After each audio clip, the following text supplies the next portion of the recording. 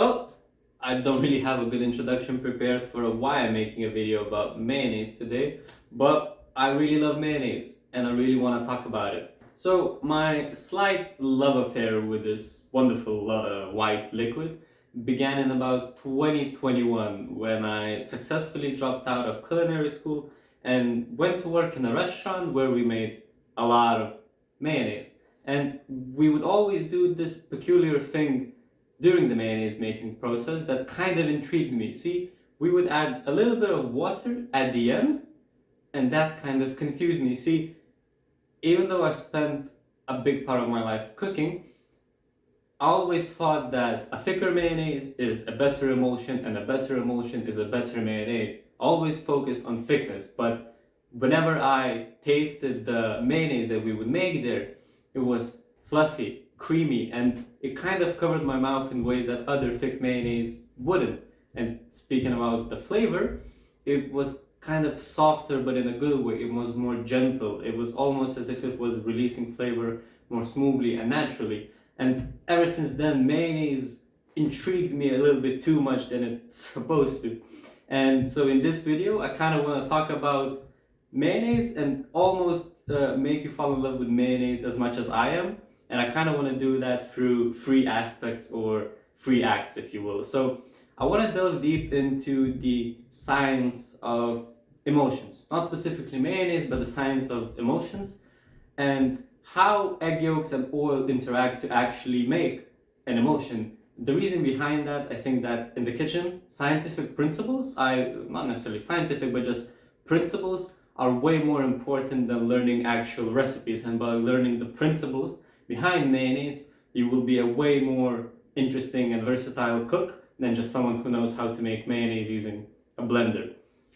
Secondly, next to the science, I want to talk about water. So remember how I was like raving and losing my mind about how the little bit of water made the mayonnaise so nice and fluffy?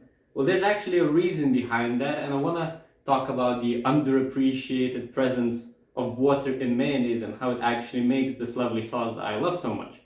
And lastly, the flavoring. Well, I think mayonnaise can be flavored in way more interesting ways than it actually is right now. So, instead of just adding a little bit of dill to standard mayonnaise to make dill mayonnaise, or adding a little bit of chili paste to make chili paste mayonnaise, we can actually break down the components of mayonnaise, being egg yolk and oil, and use the oil itself to kind of flavor mayonnaise. So then the question we're asking, how can we flavor the oil to flavor the mayonnaise that we were making? And we're gonna see all of that in this video itself. So with the broad spectrum of things to cover about mayonnaise in this video, I think the best place to start is behind the science. Why do emulsions work? Why is mayonnaise considered an emulsion? And how do you make a good emulsion? And to do that, we're gonna have to travel somewhere else. Mayonnaise is an emulsion. It's a mixture of oil and water that is stable. And if you look on a very, very narrow level, mayonnaise is just that. It's a mixture of oil and water. But if you look a bit more on a broader perspective, any mayonnaise recipe will tell you, and even I will tell you in the future, is that mayonnaise is made from egg yolks and oil. And egg yolks are actually the thing that make mayonnaise such a lovely sauce, a mixture of two liquids that becomes a solid sauce. And in a very mind-blowing Inception-esque moment, an egg yolk is an emulsion in itself. It's comprised of fat, water, and an emulsifier. So in a funny way, you use an emulsion to make an emulsified sauce and mayonnaise. Yeah, I know. So, emulsifier. In egg yolks, we have a substance called lecithin, a molecule which I'm not even going to attempt to spell because I know that I'm going to mess it up. Good luck with that. So, how can we imagine lecithin and what does it do that is so special that makes combining water and oil possible? Well, lecithin, you can imagine it as this pen, right? And lecithin has a special property that one of its tails, well, ends of this pen, is polar, meaning it has a charge, and the other tail does not have a charge. So the tail that does not have a charge is attracted to oil, while the tail that has a charge is attracted to water. All of that is due to the fact that water or H2O molecules have a charge and are attracted to other charged molecules, while oil is usually non-polar and it doesn't have a charge. And so lecithin is kind of able to attach to both of these molecules, even though oil and water repel each other. It is able to attach itself to these two molecules and kind of hold themselves together in such a way, creating a mixture that is stable. And if we were to visualize it a little bit better, this is what you would see under a microscope if you were looking at mayonnaise. A lot of water surrounding fat droplets which are covered in these spikes of lecithin. See, it's exactly like this pen. But then we get down to this question of why do a lot of mayonnaise recipes tell you to add in oil slowly? Well, that is all due to how oil essentially is broken down while making an emulsion. If you look closely, you'll see that oil here is not in like one big chunk, right? It's in these small little bubbles covered by lecithin, and that's exactly what we are trying to achieve when we are adding oil slowly. The very interesting thing is that a whisk is able to break down the little droplet of oil into, let's say, 4, then more and more droplets, right? And while making mayonnaise, as you add more and more oil slowly, the interesting thing is that the actual droplets themselves start breaking down the big droplets. They start tearing into the big droplet, making it smaller and smaller and smaller. So the more oil that you already have in mayonnaise, the more oil you can add and faster. If you have ever made mayonnaise, you'll definitely notice how in the beginning you add mayonnaise very slowly and it still stays kind of thin, and by the end of it, when the mixture is already quite thick, you can add mayonnaise at quite a steady stream and it will absorb all of the oil and won't break the emulsion. That is exactly what's happening. The small oil droplets are breaking down the big oil droplets, and it's doing it very effectively and very quickly. That's actually called the dispersion mill effect. Now, the last question from the scientific perspective that we have to answer is water, right? The thing that I've been raving about for so long and saying that it's the secret to mayonnaise that I love, right? What does water actually do when you add it to mayonnaise? Well, first, and as a quick interesting side note, why mayonnaise is called a oil in water emulsion is because lecithin is quote unquote more soluble in water, meaning it's primed or made better for absorbing or combining fat by first being dissolved in a little bit of water. So that's why in a lot of recipes you'll see they will call for vinegar in the beginning to mix with egg yolk.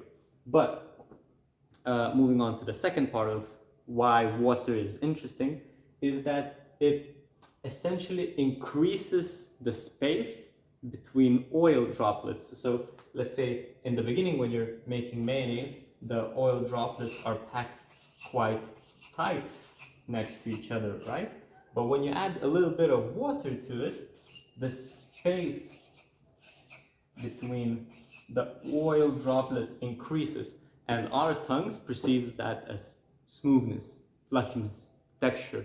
So by adding a little bit of water, we increase the space between the oil droplets inside the emulsion, and we get a fluffier, creamier, smoother texture that we interpret as, well, I interpret as delicious. Right, with all of that information and theory about mayonnaise in mind, I wanted to add a quick side note about mustard for all of the mayonnaise purists out there, and I have quite strong opinions about mustard when it comes to mayonnaise.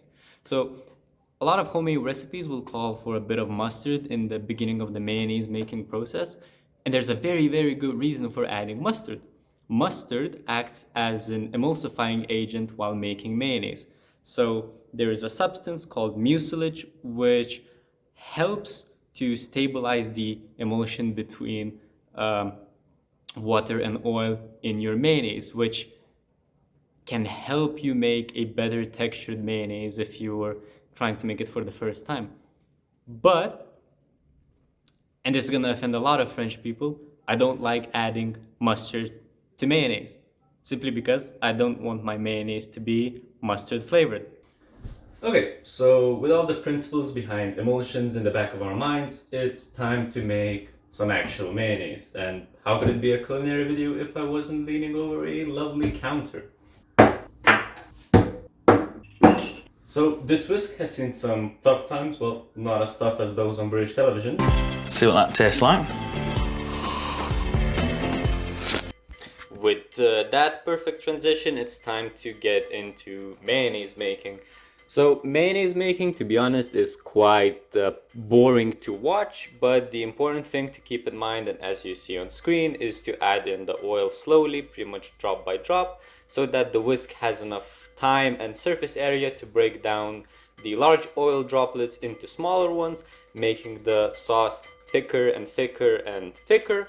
And once the sauce thickens up a little bit, as you can see on the screen, you can add the oil at a more rapid pace because the oil droplets inside the emulsion start to break down the newly introduced oil into smaller bits and essentially make incorporating the new oil a bit easier, and the mayonnaise pretty much starts to drag along with the whisk as the sauce becomes thick, almost like cream cheese. And if you like this texture, you can pretty much stop there. And I wanted to drop some mayonnaise on a plate for you to see the actual thickness of it. When dropped from a spoon, it holds its shape. It is nice, almost like a cream cheese. And you can easily spread this on your sandwiches and enjoy as is. But with the big discussion of this video being around water in mayonnaise, I wanted to show of adding a little bit of water, and in this case vinegar, and how it actually fluffs up the mayonnaise. You don't really need to use a lot. As you can see, drop by drop is enough. And what is going to happen is, with the addition of water or vinegar, the space between oil droplets will increase, and our tongues will start to interpret that as a fluffy, rich texture mayonnaise. And again, you don't really need to go with a lot of water. Drop by drop is enough. And I really recommend just tasting as you go to find the texture that you really like. And then again, when dropped on a plate, you'll see that the sauce kind of collapses from its own mass, but that's okay because I really love it at that texture.